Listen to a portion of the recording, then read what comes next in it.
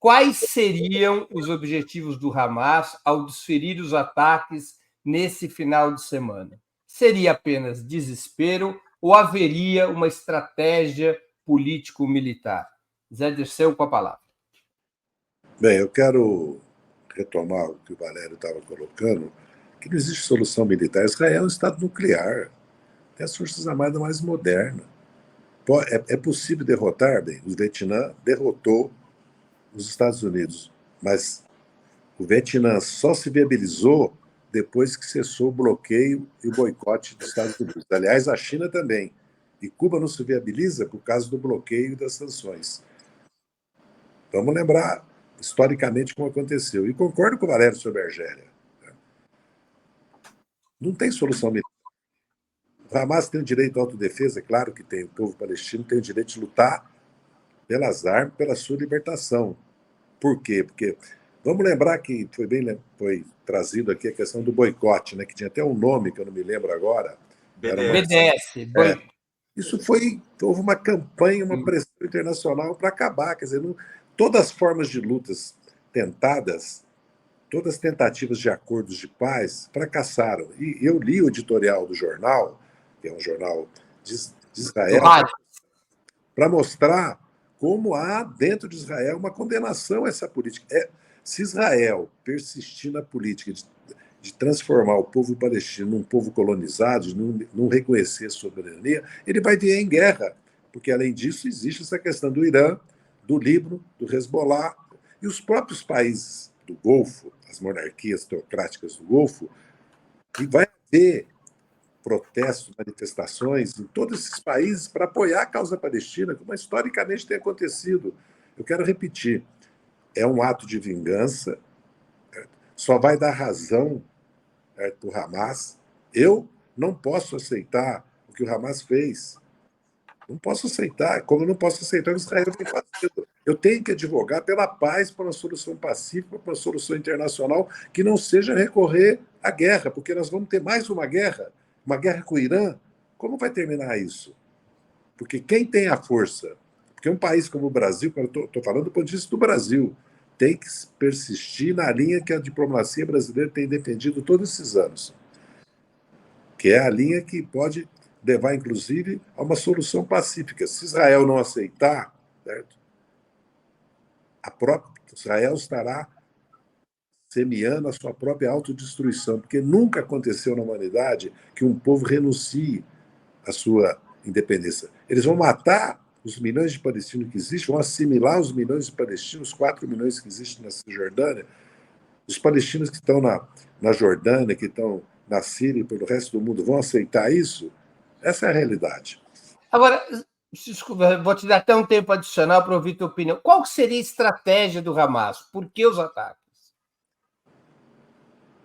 Forçar que haja uma negociação. Só penso assim.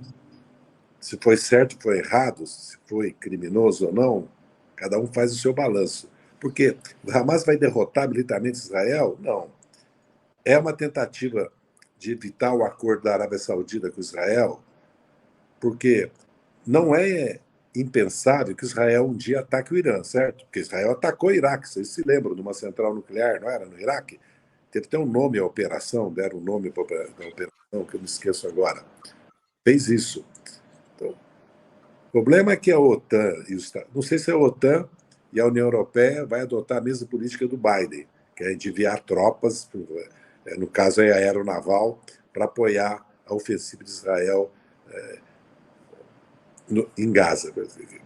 Gaza já é vamos dizer assim, uma terra arruinada, destruída, certo?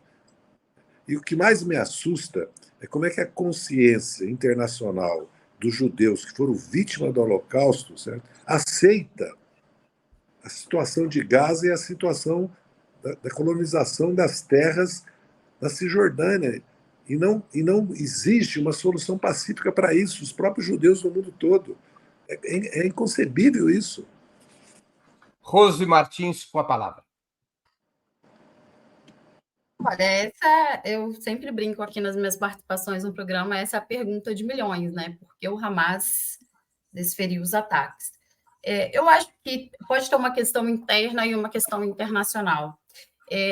O Benjamin Netanyahu está passando por dificuldades políticas dentro de Israel. Né? Ele se recusa a dialogar e está apertando o cerco autoritário.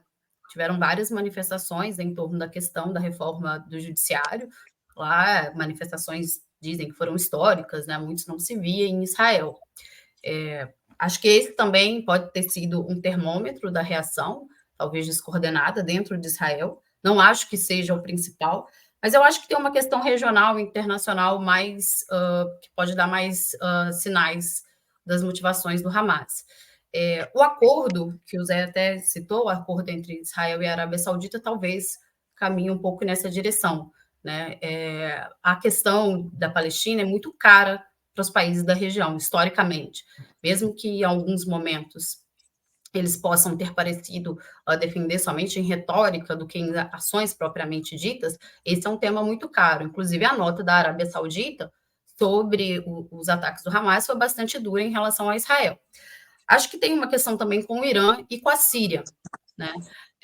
Há uma proximidade também com os sírios e com o Irã principalmente, e também com o grupo Hezbollah. Talvez de estarem, digamos, mais capacitados para fazer esse ataque, esses ataques mais precisos, e gerarem uma espécie de comoção, ou principalmente desses países, mas não falo do sistema internacional como um todo, mas principalmente desse país, o engajamento na luta com o Hamas. Mas, muito sinceramente, sendo bastante honesta intelectualmente, eu acho que essa, no momento, é uma pergunta bastante difícil de ser respondida. Acho que a gente vai ter que esperar aí o desenrolar e ver como a Síria, o Irã e principalmente o Hezbollah vão se engajar, e como será os próprios passos do Hamas, né, nos próximos dias, para a gente entender qual foi a motivação principal. Valério Arcari com a palavra. Qual seria a estratégia do Hamas? Bom, 3 notas. Primeiro, o governo de Israel, do Bibi Netanyahu, é um governo de direita aliado à extrema-direita, ou seja, eu vou poupar aqueles que nos acompanham dos detalhes, mas Netanyahu estava encurralado diante de uma denúncia de corrupção e a reforma do judiciário foi uma subversão do regime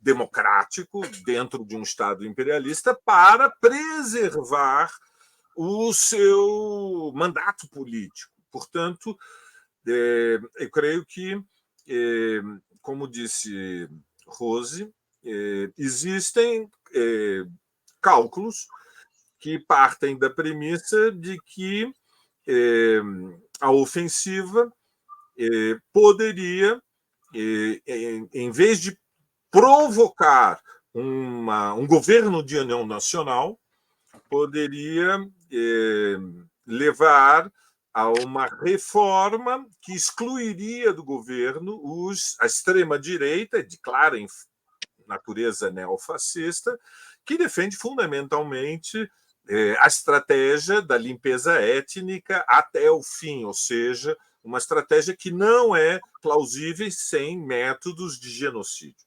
Mas, evidentemente, como também disse Rose, eu concordo, nós estamos partindo da premissa de que é possível uma interpretação racional do cálculo político da direção do Hamas. É possível que haja luta política dentro do Hamas.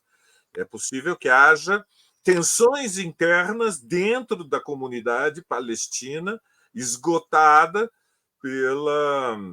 pelo cerco permanente imposto pelo Estado de Israel. Nós temos que lembrar que a maioria absoluta da população é muito jovem. Nós estamos falando de a média de idade hoje na faixa de Gaza é de 17 anos. É uma das populações mais jovens do mundo. Bom, segunda nota, nós não somos pacifistas na tradição da esquerda marxista, ou seja, nós reconhecemos que há guerras legítimas e guerras ilegítimas. A maior parte das guerras são ilegítimas, mas há guerras justas. E nas guerras justas é preciso engajamento. A Segunda Guerra Mundial contra o nazifascismo era uma guerra justa, em defesa da vida, da civilização, da liberdade. E, evidentemente, a guerra do povo palestino é uma guerra justa, que merece toda a nossa solidariedade, o que não significa apoio incondicional à direção militar da guerra, sobretudo quando ela comete erros políticos, entre eles o uso da violência contra a população civil. Última observação muito breve. Não há solução, depois de testada